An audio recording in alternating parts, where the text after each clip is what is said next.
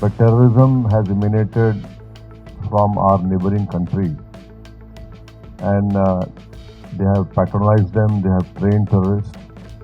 Punjab now is peaceful, but terrorism continues by Pakistan, because Pakistan is the epicenter of Takfirism.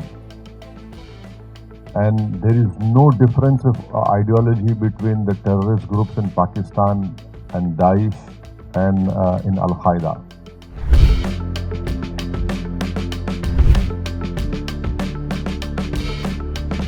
The important point which I want you to understand is that terrorism in India, whether in Punjab, whether in Kashmir, you have one common link, and that is it was Pakistan-sponsored terrorism. The Northeast is a different issue. You have various players over there. But terrorism has emanated from our neighboring country, and they have patronized them, they have trained terrorists.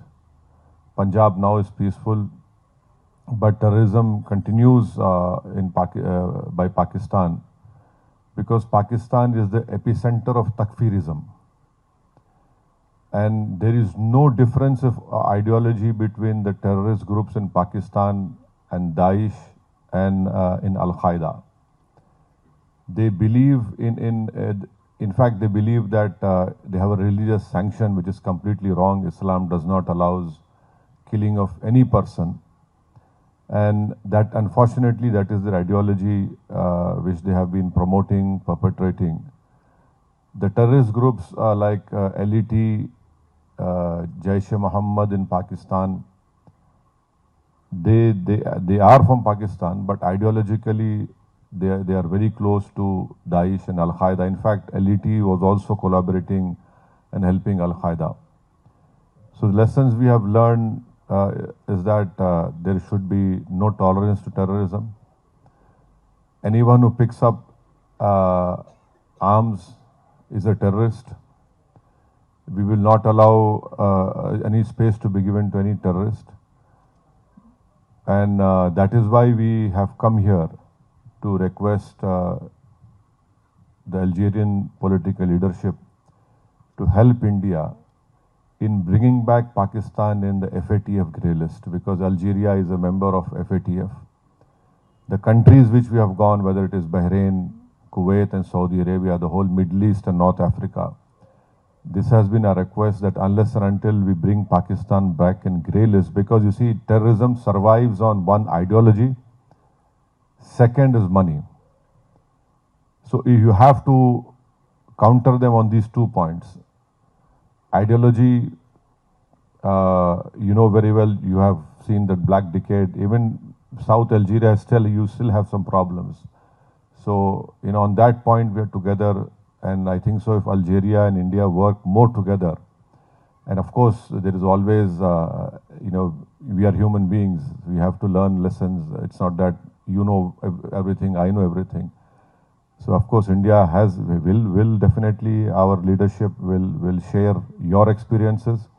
But at the end of the day, unless until you tackle them on ideology and the financial part, once you bring Pakistan back in grey list, we will definitely see decrease of terrorism in India. We will definitely see killings coming down, because the experience of 2018, wherein Algeria and other countries have helped India. For example, let me quote you what I am saying to corroborate what I have said. We had our Mumbai, which we call famously 26/11. Our Indian investigators went to Pakistan, gave them DNA samples, and because of this brave sacrifice of the Mumbai police, we could catch alive one terrorist called Ajmal Kasab. The arms which he was carrying, the bullets which he had, the grenades which we had all the Pakistan markings over it. So our investigators went to Pakistan, gave evidence of whatever they wanted, gave them recorded statements of witnesses. But you know what happened? Pakistan didn't went ahead.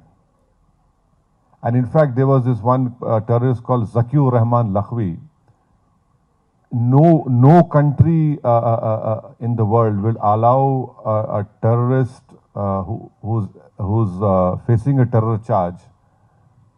He gave birth to a son by sitting in a prison. So when Pakistan was put in grey list, immediately the trial progressed. There was one mastermind of 2611 called Sajid Mir. He was the one, the main brain behind of telling David Headley to change his name from Dawood to David Headley.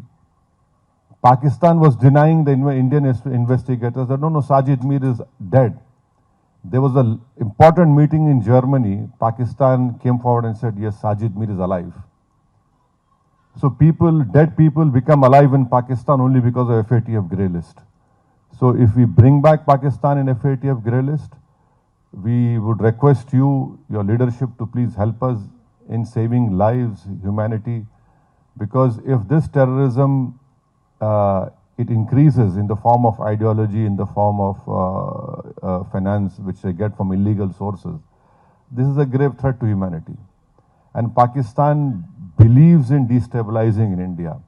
You see, it's not only a question of South Asia. When we are the fourth largest economy, what will happen? Do you want all these carnage to spread to different parts of South Asia? No. So it is in the interest of world peace and to control Pakistan, which is the main sponsor of terrorism, it has to be brought back in the FATF grey list. And also, Algeria is a contributor to UN counter-terrorism initiatives. And it is promoting guidelines on terror finance. So we hope that we have a common enemy in form of terrorism, in form of ideology. And that is why our government has sent us to your great nation to please put forward these viewpoints. And I'm sure that, when the time comes, your leadership would rise to the occasion and bring back Pakistan and FATF. And also you have seen that India has been a great supporter of Algeria, and we continue to support Algeria. Bilateral trade is good. But the important point which all of us have come, despite being from different political backgrounds, despite being completely opposed to each other in India, we have come here to put forward our viewpoint so that the Algerian political leadership would appreciate, understand, and help India in bringing Pakistan back in FATF grey list. Thank you.